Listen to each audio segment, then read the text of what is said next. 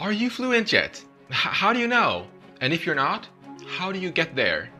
And what is fluency anyway? Today, we'll find out. Hello language people and welcome back to the LinkSpark channel. I'm Saul. In this video we're going to talk about what the hell is fluency? Which fluency path is right for you and how do you achieve it? So you want to become fluent? Of course you do. Fluent is the thing that everyone tells you that you should strive toward. But what is it?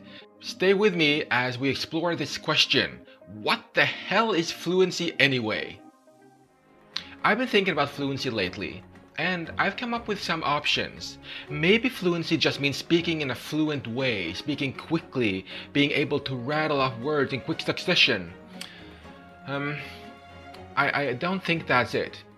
So maybe it's having a perfect pronunciation, but in a language with 1,000 dialects and accents, who gets to decide?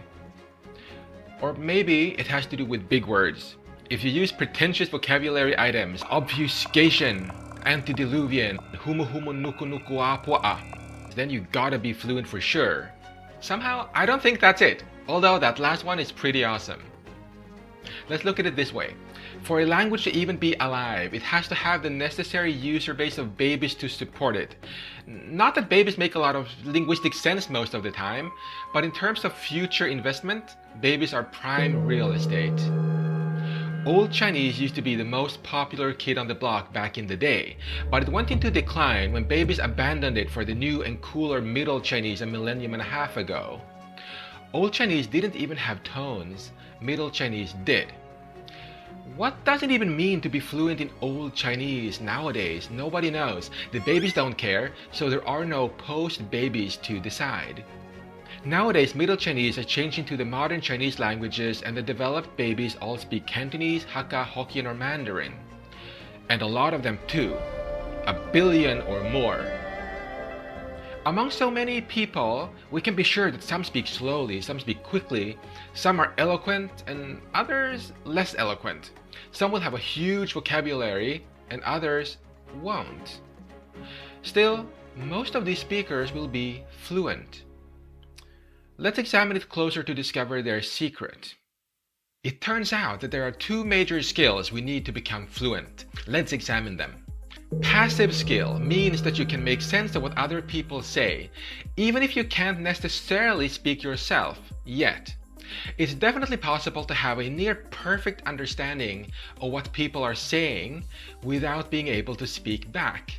This is arguably a form of fluency, and it's a good idea for sure to be able to understand other people. However, if you've come this far, why not take the next step and start speaking yourself? Which brings us to active skill. Active skill means that you can speak yourself. Note, I just said that I see no problem with having a high passive skill but low active skill. The opposite though is not as good. So far, we've seen that speaking speed and obscure vocabulary is not what we need to define fluency. Instead, we have posited an alternative model based on competence, passive and active. But what about pronunciation and grammar? Think of it like this. If you understand what someone is saying to you, then your understanding of pronunciation and grammar must be pretty good. Likewise, if you speak to someone and they understand you without problems, then your pronunciation and grammar must be pretty good. The only question here is what you can talk about, and not as much how you talk about it. I'll return to that in a minute.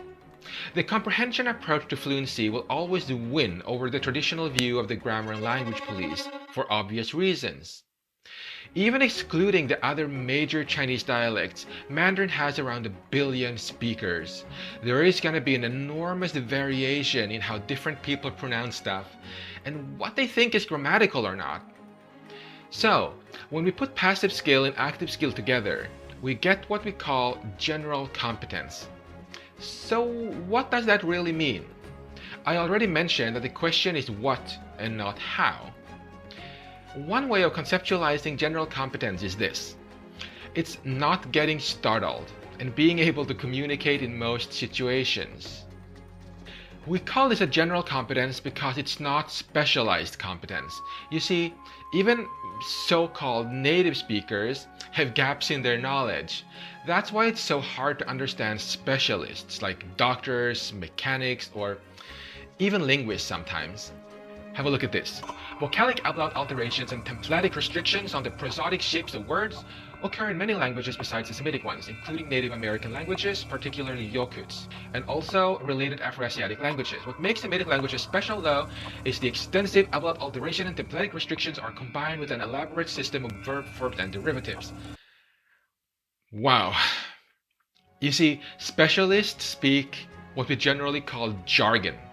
Luckily, you don't have to learn this unless you really want to. So, what fluency path is right for you? Do you dream about sitting quiet in the corner of a room overhearing conversations? Are you a spy? Or maybe you just don't like talking to people. In either case, ask yourself what your goals are and try to motivate them for yourself. On the other hand, if your goal is to use your new language for communication with other people, then it's not about you, it's about them. You're not just talking to each other, but with each other. Does this sound appealing to you? Then maybe the path of a full general competence is right for you. Although, of course, if you really try, you can make this about yourself as well.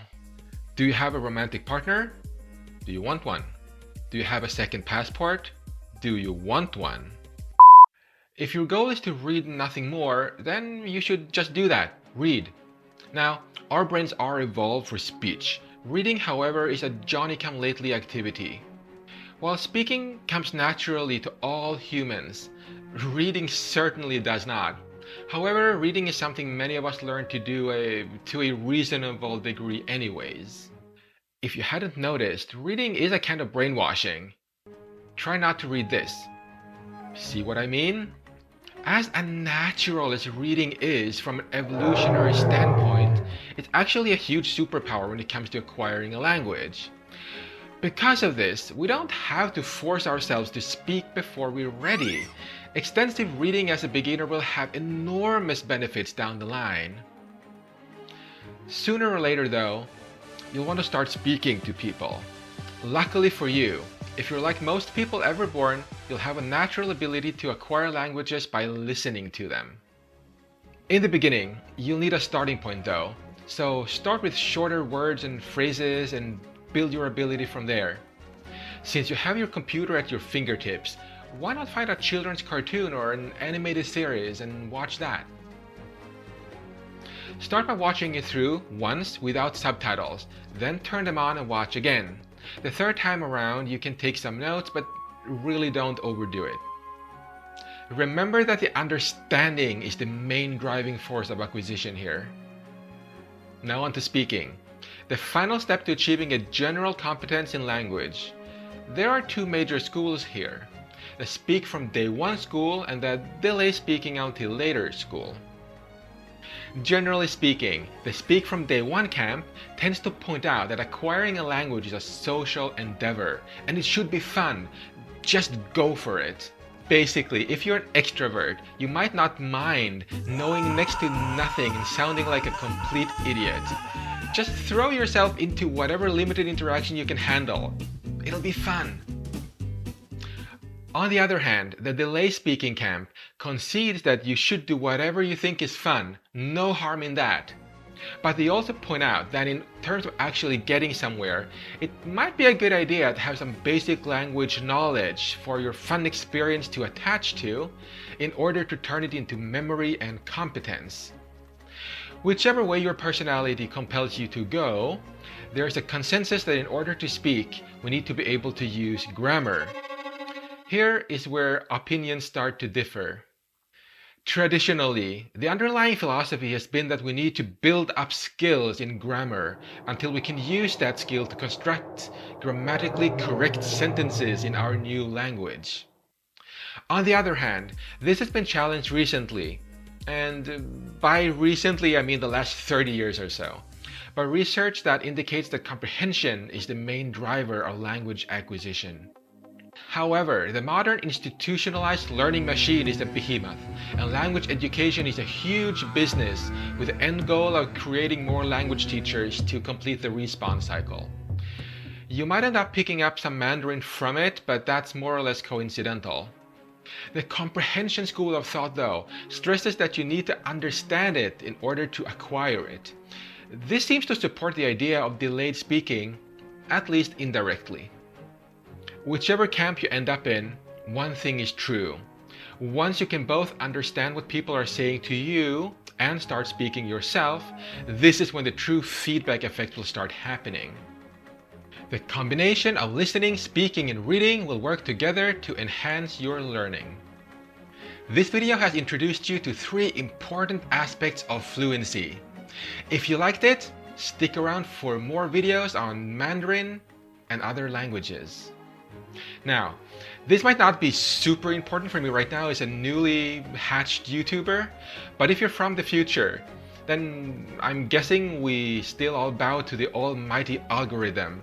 If that's true, then you know what to do. There's a doodly thing down there. And see you around for more about languages.